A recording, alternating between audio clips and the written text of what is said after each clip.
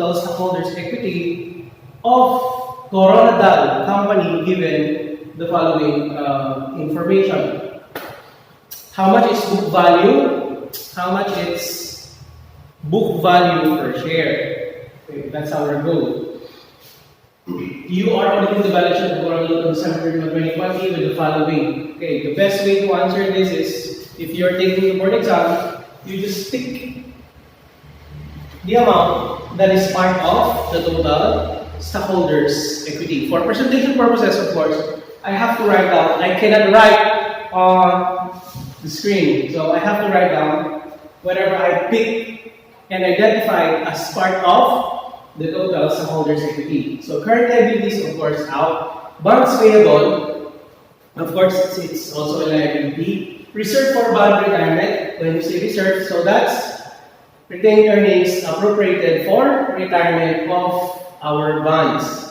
So item number 1, reserve for bonds retirement. So that's 3 million. And then we have, it's 1,600,000. The bonds is the multi-million. 1,600,000. 6% preference shares. It's 1,850,000. So preference shares 1,850,000. You also have ordinary shares 4 million. Ordinary shares 4 million. We also have premium on preference shares 100,000. So premium on preference shares 100,000. We also have premium on this is premium on preference shares. This is premium on ordinary shares 673,000. You also have your retained earnings 1,312,600. So the unappropriated retained earnings. So here, these are their plans for the following year. So question number 1 was the total stockholders' equity. So total stockholders' equity is 9,535,000. 9,535,000. So that's our question number 1. Number 2 is how much is the book value of the 40,000 ordinary shares.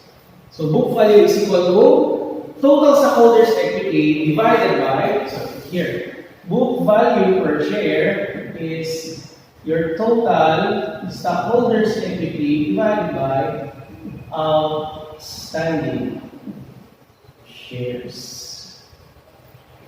So outstanding shares given in the problem is 40,000. Total stockholders' equity, but given in the problem that the preference shares will receive 110,000. They are entitled to 110. Although preference shares par value is 100 pesos, preference shares are entitled to 110 liquidation value.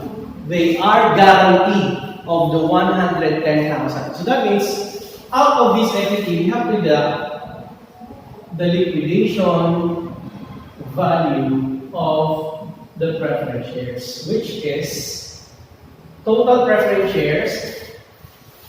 Preference shares is here 1,850,000, par value 100. So that means there were 18,500 shares. Nice. So you have your 1,850,000, right?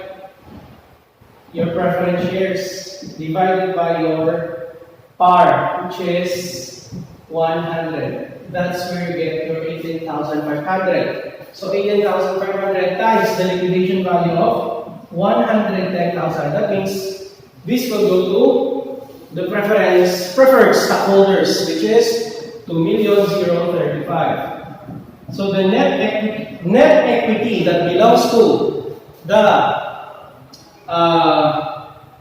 ordinary shareholders is only 7,500,000.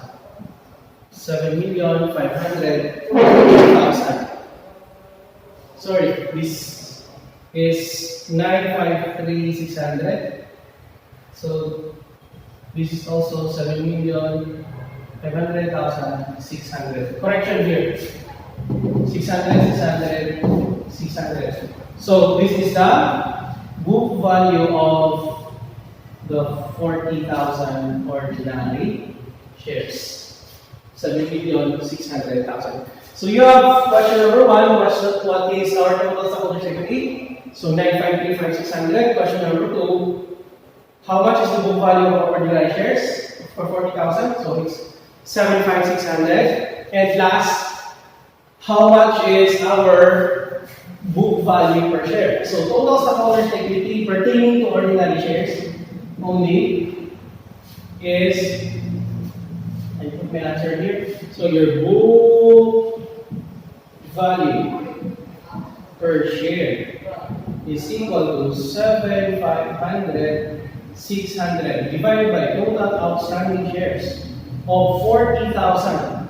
So you will get 187.52. 187.52. So that's our book value per share. Total stockholders' equity, book value of outstanding shares.